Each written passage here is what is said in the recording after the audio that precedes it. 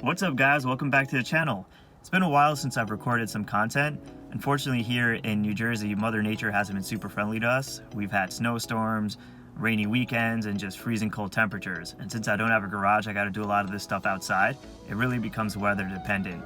But if you haven't already, please do follow me on my Instagram page at DIY Detail. I post on that account a lot more frequently than I do on here. And that way you'll get updates about any new videos or anything else that's going on before videos are posted here. So with that said, I just wanted to kind of take this time to talk about how to prep your car for winter. Unlike the other seasons like summer, for example, you don't really have to do a whole lot of checks in the summer. You can kind of just drive your car around, just maybe one or two little things need to be checked. But in the winter, you definitely need to make sure you're checking these few things, because if you don't, it could cause major problems, including accidents, if you don't have that addressed ahead of time. And if you do find something in this process, it's better to fix it now than it is when the actual problem occurs, because that'll just become a very expensive repair bill. And this whole process takes a little less than 10 minutes or so, and can be done in a garage or even in the parking lot, like as I'm doing right now. So with that said, let's get started.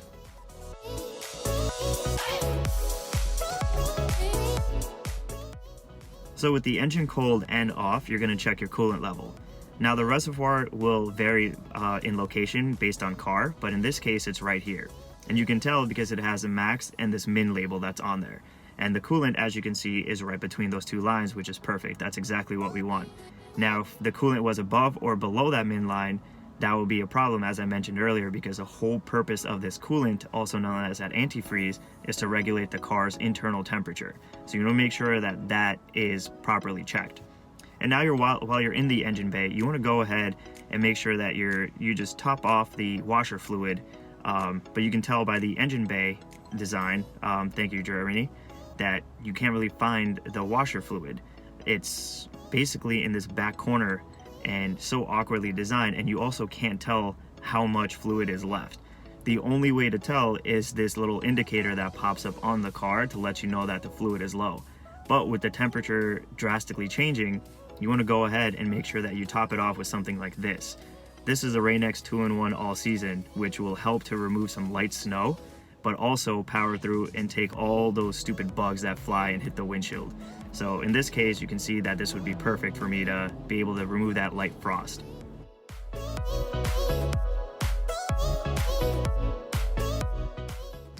So with the tires cold, we're going to first check the tire pressure. So go ahead and grab a tire pressure gauge. You can pick this up at any local auto parts store. Now you're going to unscrew your valve stem cover cap. Then you're going to plug in that tire pressure gauge. Now you're going to compare the reading from this pressure gauge to the PSI reading that's either on the driver's side door or to your owner's manual to find out if the tires are within spec or not. Then while you're also here, you're going to go ahead and check the condition of the tire too. Now what you're looking for basically are certain indications that either the tires are in great condition or that they need immediate attention. So what you're looking for are a couple key things. So first you want to make sure about the wear pattern. So as you can see from this image right here, tires that are properly inflated, they're going to make great contact with the road. So it's indicated by that green bar. Now if your tires are underinflated, then essentially that middle channel of the tire is not going to be contacting the road. It's only going to be the side portions of the tire, and then that's going to result in excessive wear on the sides but not in the middle of the tire. Then you're also looking for a condition if it's overinflated. This is often the case when you take your car to a dealership or any third-party repair shop and they fill up the tires for you. A lot of the times these guys are not checking to make sure that they're putting in the proper tire pressure and just kind of willy-nilly just throw in whatever PSI that they feel like is proper. And now this is the most risky situation, especially in the winter, because you can see that you're only riding on a small portion of the tire while the rest of the tire is not contacting the road at all.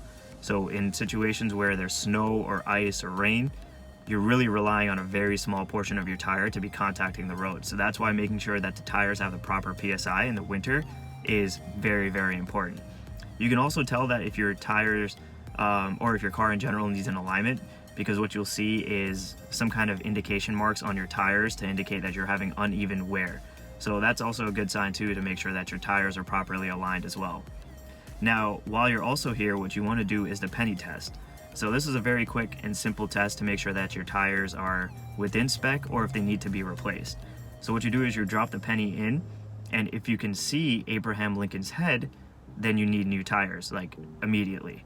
But if you can't see a good chunk of his head, then you're okay. You don't really need to have new tires right now. Now, the last thing you want to make sure is, a lot of people don't necessarily pay attention to this, but you want to make sure that the type of tires you have on your car are correct. So you can either have summer tires, winter tires, or all-season tires. You don't want to be running summer tires in the winter because there's very, very little traction. You will hydroplane like crazy if you're using summer tires in the winter. Ideally, if you don't have a place to store a set of summer tires and a set of winter tires, then you want to go for all-season tires. But the ideal scenario is to have a set dedicated for the summer and then a set dedicated for the winter. That will provide the most amount of traction that you need in the winter to overcome any obstacles that you may have on the road. And now, guys, I can't stress this enough. Regardless if you have four-wheel drive or all-wheel drive, your tires are the most important function, or most important function of that all-wheel drive system. So if you saw from those images that I showed you, the contact that it's making to the road, so making sure it has proper PSI, as well as the channels in here for water dissipation, that at the end of the day is more important than having a four-wheel drive system or an all-wheel drive system. So these two things kind of work hand in hand. So if you have all-wheel drive, you want to make sure you have proper tires. If you don't have all-wheel drive or four-wheel drive or whatever, you still want to make sure you have proper tires. So regardless, whatever situation you're going, you want to make sure you still have proper tires.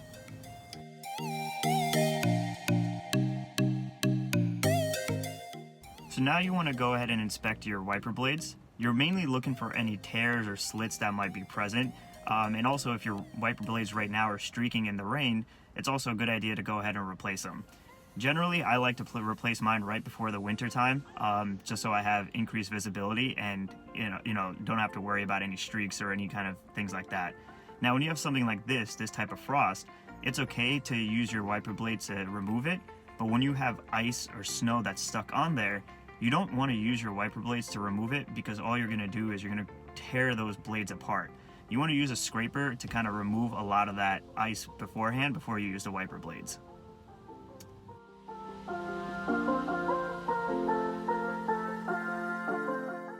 So you want to make sure that you have these key essentials in your car. So first, you want to make sure you have a scraper and a brush to remove any snow or ice buildup.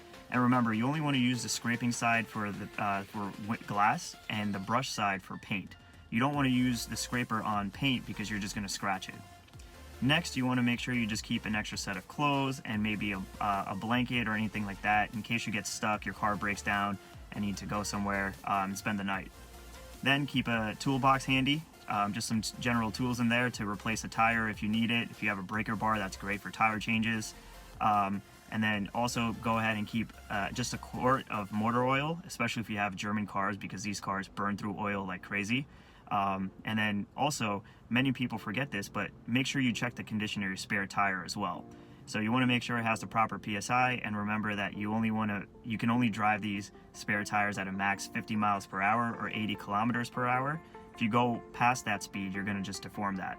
And then go ahead and also check to make sure you have all the tools needed for a tire change. Make sure your jack is working, you have the lug nut wrench, as well as the wheel lock key too. And there you guys go. That's all it really takes to make sure that your car is ready for winter. Now, if you follow the tips and tricks and you found this video helpful and beneficial, please do share, subscribe, and like, as well as follow me on my Instagram page at DIY Detail. And I'll definitely be posting some more content soon on the YouTube channel. As the temperature gets a little warmer, it becomes a little bit challenging, as I said earlier, to really record anything when I have to do this outside. But hopefully you found the video helpful again, guys, and thank you again for watching. See you next time.